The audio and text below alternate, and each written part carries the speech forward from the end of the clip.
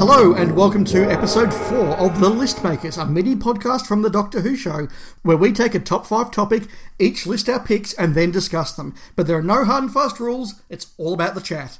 And our topic today, I know Rob you're keen for this one, is top 5 stories from the 1980s. I'm Dave. And I'm Rob. And welcome back for our 4th episode, a very straightforward top 5 topic. The format, hopefully by now you've been with us for 4 episodes and you know, we each have a topic, we each give top 5 or so, and then we just chat about it. But we don't interrupt each other, even if we've got a snap. But Rob, you were saying just before we hit the record button, you're predicting multi-snaps this time. Multi-snaps, Dave. How can we not? It's the 80s. There are only so many stories. There are only so many good stories. I'm predicting 2 or 3 snaps. Well, we haven't had any snaps in our first 3 shows. I think we had a half snap, maybe, if you're generous, in the first one. Right. Are we going to break our drought in a big way? Well, let's find out. Stories from the 1980s. So everything is eligible from the 5th of January 1980, which was episode 3 of The Horns of Nimon. Will the Horns of Nimon make our list? Amazing, isn't it? I always think of Horns of Nimon as a 70s story. But it's actually an 80s story. Isn't that crazy? Absolutely. As was Shada. That's right. Yeah. Rob, it's my time. My time. It is your time, Dave. Rob, it's my turn to go first. Yes. And look, I'm going to dive into this. I suspect for long-time listeners of our podcast, some of these will be predictable to you, but I did enjoy just sitting down and working out my top 5 1980 stories. I'm going to dive into number 5 from the Davison era, from season 21, and it is Frontios. Now, this is a story where I think the 5th Doctor is exceptionally well written by Christopher Hamilton Bidmead. I think it's spooky. It looks really, really good. It's dark. It's got a cool spaceship design. It's witty. It's got an interesting concept monster. But Davison himself is just so good, so sincere, so funny. And I just love watching this story. So that's my number 5. Okay. Number 4, I've chucked in something from the Tom era. It's not the Horns of Nimon, and it's not Shada. It is from season 18. I ummed and ahed about which season 18 should go on this list, and that's something we might chat about afterwards. But I've gone in the end with State of Decay, because it's just such a watchable story. It's so Doctor Who. It's got Tom and Lala in really good form. I think Tom and Lala fighting is actually a really good on-screen dynamic in some ways. Matthew Waterhouse isn't bad. It's dark again. It's creepy again. It's got a clever sci-fi plot to it. I could watch this one again and again. And so State of Decay at number 4. We're now getting into perhaps the easiest picks for me. My number 3... We're into the McCoy era, we're into season 25, and we're doing Remembrance of the Daleks. This is a story that saved the McCoy era back in 1988. It's the story that I think is now regarded by almost every fan, certainly the ones I talk to, as being a classic. It's the one where the McCoy era really lands. McCoy's great, Sophie Aldred's great. It's got lots of Daleks doing lots of cool things. It's got Davros, it's got spaceships, it's got the military. It's in London in the 60s. It's got a great cast. It's got my first ever Doctor Who crush. It's a really good story that I really love. I had to have Remembrance in there in deference to some other McCoys that were fighting for it, but had to go Remembrance. I'm interested to see if you did as well. Number 2 and number 1 are in many ways personal picks for me, but I think they deserve their place. Number 2 is Planet of Fire. We are back to the Davison era, and in fact, we're back to season 21. This is a story, again, where Davison is written so well. I love his dynamic here with Turlough. I love the way he starts to work with Perry in here. The Master is there, but in a really interesting and different way. They're doing something new with him. Chameleon actually gets some proper good scripting and some good use and some good plotting. The location work is fantastic. They don't just go to another country and sort of waltz around Paris or some hills in Spain or whatever, but they really make it feel like they've gone to another country in Lanzarote for the start. Yes. But then the way they use that landscape of Lanzarote, the volcanic landscape, to really make you feel like this is an alien planet, I think is the best use of location filming ever in the show and worthy to it. But it's also a story about something. It does science versus religion without being a polemic. It makes a point without being nasty, and it gives religion its dignity. And look, I'm not religious myself, but I really respect the way it does that compared to something like Meglos only a few years ago, which is kind of just embarrassing in its simplicity. Yeah. So Planet of Fire, my number 2. My number 1, my top story from the 1980s. Look, anyone who's listened to the podcast or seen my Twitter feed knows my pick is Survival. I think this is where the whole of 1980s Doctor Who comes together and just works perfectly. McCoy is the best you've ever seen him. Sophie Aldred is the best you've seen her. Anthony Ainley is the master. I think this is his very, very best performance. Him subdued, calm, desperate, playing off McCoy, the way they're filmed and directed together, just circling each other, working off each other is brilliant. Again, the location filming, it's a quarry, but it's a quarry very well filmed. It's a quarry with gas in the pools, a quarry with pink skies and planets and volcanoes in the background, a quarry that's enhanced by that wonderful electric guitar score, which is one of the best scores of any Doctor Who story. Yep. It's one that's scary. It's one with real people, like real people from the streets of Perivale in 1989 that feel like real people in danger, fighting for their life. You really feel about what's going on. Again, it's got a theme, a real theme about survival of the fittest and what that really means. And it wraps the show up with that wonderful monologue and wraps the show up thematically with the Doctor finally returning a Londoner back to London, having taken Londoners away from the city 26 years ago. So they're my favourites, or my top picks from the 1980s. Rob, you're expecting multiple snaps. Let's hear your list and see if we had some. Well, I could announce it now if you like. Go on. We have one snap. Just the one. Well, we have broken our snap trout, but not a flood. Not a flood. No, and you won't know what it is until I get to my number 1 pick. I'm going to put a little asterisk on my list of the one I think will be the snap, and we'll see if I'm right. Okay. Moving into my top 5. At number 5, we have Kinder. I always talk about Kinder, and I really wish I could stop, but I find it one of the more intellectual Davo stories. Aside from Nyssa being sidelined in the TARDIS, and I think that was only a contractual thing with regard to how many episodes she was contracted for, not something the writer actually wanted to do. Everyone has something to do in this story. The story itself is quite fascinating. There are some great performances.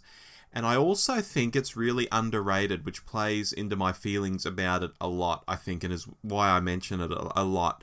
People who get it, really get it. They say, yeah, Kinder is fantastic. Yeah. But a lot of people still don't. And I think, oh my God, this is like this little gem sitting there if you've not seen it. It's just marvellous. Yep. Moving on to number 4, and we're staying with Davo, and we're staying in the same season. I'm going with Earthshock. Now, ooh, good pick. I can't not have this somewhere. Not just to show that I'm equally at home with the more violent stuff from the 80s, as well as the fun, campy stuff, you know, because I've never thought there's a line between the two. I've thought, well, why not just like both, like the little girl says on that old El Paso ad. You know, it's ridiculously violent, but it's all part of a big tapestry. And I've got it here because it's just so... Oh, it's just so good. The return of the Cybermen, revamped Cybermen no less. That soundtrack, the death of Adric, Beryl Reid. You know, I know this story cops some stick from some quarters and some type of fans out there, and there's still a reason though why many will name check it, and it's because it is good. And that's all I've got to say about it. Yeah. It's just good. Moving on to number 3. We're into the McCoy era here. And I'm going with Ghostlight. Now, when I first saw this, I was like, huh? I was right at the end of my first flush of fandom. I was at the end. I was 14. I didn't fully get what they were doing. I thought this was a bit rubbish. Then, as an adult, I watched it again. Must have been on a VHS or something like that. And I thought, oh, look at this. It's an old house, and no one does old houses better than the BBC. And, oh, the costumes are good. And, oh, look, it's a really quirky script. And, oh, that song they have, That's the Way to the Zoo, or whatever it is, that's really weird, you know. And it all feels refreshingly different, like Doctor Who had suddenly taken this new turn in its life. It's kind of what Earthshock did, in a different way, of course. It's nothing like Earthshock. But in terms of just being like, bam, here is something you haven't seen before for Doctor Who. I think it's very much like that. And I would have happily had another series of Sylv and Sophie doing weird stuff like this. Because when you think about it, what other children's TV of that time did anything remotely like this? It's really quite extraordinary when you sit down and think about it with that sort of mindset. So it had to make my list. Top two, Caves of Androzani. Very simple. Very, very similar to Earthshock in terms of there's a certain kind of fan out there who'll say, oh, no, thank you to this. Whether that's just to be contrary or what, I don't know. But this is just a great Doctor Who story. The direction, the story, the characters, Davo going out as the dashing hero he always was. It's just bloody good. And I get so upset sometimes when I see people say, oh no, it's not good. And I just think, oh, come on, it is. Give up. Moving on to my number one. Here we go, Dave. Drum roll. Remembrance of the Daleks. I was right. I thought that was where you were going to go. Okay. This is my number one because after watching it the first time, back when I was a kid, back when I was 13 years old, I didn't feel like, oh yeah, that was okay, or oh yeah, I quite liked that. I was like, holy hell, that was incredible. The story, the effects, the performances, the sets, the costuming. Doctor Who hadn't just gone up a gear from the clunkers of the previous season. It had got a whole new gearbox, and it was now installed in Mad Max's Interceptor, and it was running on nitrous oxide. It was like night and day to what had come before. And it's one of only probably a few times ever when I've been watching Doctor Who that I have felt astonished at what I was watching and felt, oh, I'm watching something special. Something special is happening right in front of me. Remember this in your brain for all time because this is a moment. I felt that with Blink as well, for example, not for the same reasons, but the feeling of I'm seeing something special here. Remember this moment. Was exactly the same, and I felt that as a 13-year-old with this story, and it's stuck with me to this day. Well, that's a really incredible list there. A couple of points that I want to make, and I think first of all we'll just say that I think Remembrance is a very worthy to be our first proper snap on the list makers. Yes, very much. I'm surprised by one thing, Rob, and that's that you didn't have the 5 Doctors in there. I thought that was going to be a lay-down misère for you. Yes, yeah. It's one that I tossed and turned on because it did seem so obvious in some ways, and it's not really a traditional story. It is a special. It is doing some really different stuff to everything else, so it almost sits out of time, out of no pun intended, almost out of place with everything else.